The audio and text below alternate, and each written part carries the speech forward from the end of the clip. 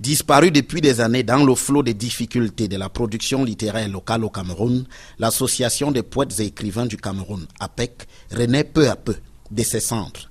L'au-delà de ce regain de vitalité se mesure d'abord à l'aune des figures de cette association d'écrivains et de talents confirmés, ainsi de Thierry Abounkili, membre éminent de l'APEC, qui sort coup à coup une pièce de théâtre au titre badin et la fête pouvait commencer, et un album musical. C'est une pièce de théâtre qui se passe dans un village. En réalité, il ne s'agit pas de la fête, parce que le titre peut être trompeur. Il s'agit des péripéties des travailleurs maltraités dans une société. De la sorte, au-delà des péripéties de ces travailleurs, arrive la récompense.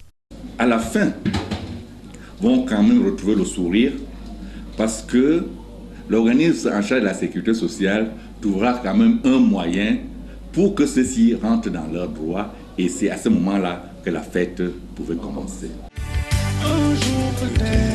Éclectique, Thierry Abounkili replonge aussi dans le passé avec des musiques qui suscitent bien des souvenirs et beaucoup de mélancolie, avec des reprises d'Elvis Kemayo, Claude François et Stéphane Stéphanidis, auteurs de l'inoubliable Un jour peut-être. C'est des chansons qui ont bercé mon enfance. 13 ans pour Tony Stéphanidis, Un jour peut-être. 14 ans pour Te revoir. Et il y a bien Claude François cette année-là que tout le monde va reconnaître. Et puis il y a d'autres chansons qui ont été reprises. Depuis 1961, date de sa création, l'APEC a pris l'habitude de procurer du bonheur aux Camerounais.